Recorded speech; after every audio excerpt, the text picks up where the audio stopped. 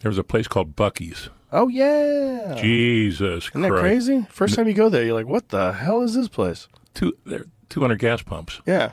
I'm going, what are you doing? We paid $1.47 a gallon. That's three times less than what I pay in Alaska. Oh, yeah. Alaska's got to be rough, right? But meanwhile, that's where they get the oil. Isn't the oil like real close to there? Runs right through my property. I helped build that bitch. So, anyways, I've never understood the economics of how that works. California's the worst. I believe the way we tried to figure this out the other day, I don't think we got to the bottom of it, though. I think California has to use gasoline that's refined in California. So it's one of the reasons why. And then I'm sure crazy fucking carbon taxes, whatever. They ramp up some extra shit to make it more expensive because you're looking at a price per gallon that's like a couple bucks more a gallon always than it is here. As soon as we came here, I was like, what happened to gas price? Why is it so less here?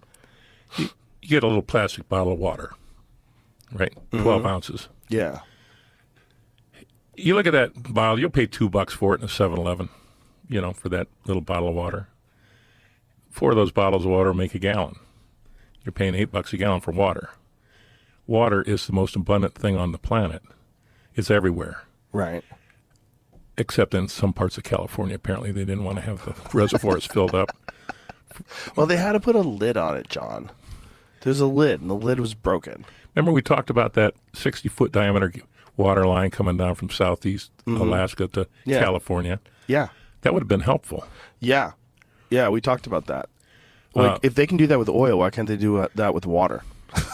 Because they're afraid there'd be a water leak in the Pacific Ocean. You can't have water leak. Yeah, you can't drown the ocean. That's terrible. Oh, so anyway, so you're looking at $8 a gallon for water. Yeah. But oil, you got to go, first of all, you got to go find it. Right. Then you got to do all kinds of seismic work. Then you got to drill, and then you got to discover it. And then you got to build a well. And then you got to build feeder lines. And then you got to get it to a pump station. Then you got to get it somewhere in a pipeline. Then you got to ship it 4,000 miles. Yeah, and you got to use it to ship it, which is even crazier. And you're paying $1.47 a gallon. How's this working, boys? I don't get it. It is crazy. And how much do you have? How is it? How are we burning so much and still there? How much is there? How much do you guys have left? They got a bunch in Alaska. They got a bunch everywhere. I bet they got a bunch in Greenland too.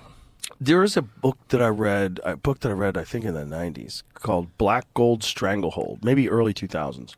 And I never found out if it was real or not. I never looked into it any further. I need to talk to like an expert. But this guy was essentially saying that oil is a natural property of Earth, and that it's not like dinosaur fossils, like we like to think about it, fossil fuels. Dinosaurs and plants break down to make oil. He said oil is a natural component of Earth, and that the proof is in the fact that if they have these wells that go dry, they can wait just a little while, and then they could go back to the well again, and it'll replenish itself. Yep. How is that possible if this is just decaying matter over millions and millions of years? It doesn't make sense. Unless it's seeping in from other areas that they don't have access to, and it somehow or another gets to that well, like it's all like a stream underground, which begs the question, like, how much is there? What they found out that there's 3 times more water in the ground, underground, than there is in all the oceans of Earth. It's some crazy stuff, dude. Crazy stuff. That I didn't even make sense because they said the water's trapped. I think they're saying the water's trapped in rocks. Is that what they're saying? See if you can find that article. It's 3 times as much water under the ground as the ocean. How? 3 times? It's stored within a mineral called ringwoodite. Ringwoodite. What does it look like? Does it have a picture? Like some fucking avatar mineral, some glowing blue mineral filled with water. Yeah, that's kind of what it looks like. Really? Oh shit! That's crazy. I called it. Magnesium silicate. Wow, it's beautiful. Show me an image of that shit. Key points about it. The hidden ocean is found under hundreds of miles below the Earth's surface in the transition zone between the upper and lower mantle. The water is trapped within the crystal structure of the mineral ringwoodite. Significance. This discovery could significantly alter our understanding of the Earth's water cycle and potentially provide insights into the origin of water on our planet. Whoa. Thank God there's scientists out there.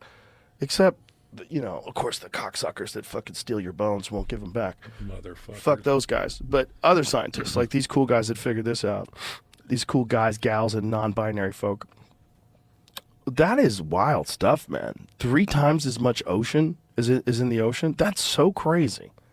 So that's the transition zone. It's all hydrated.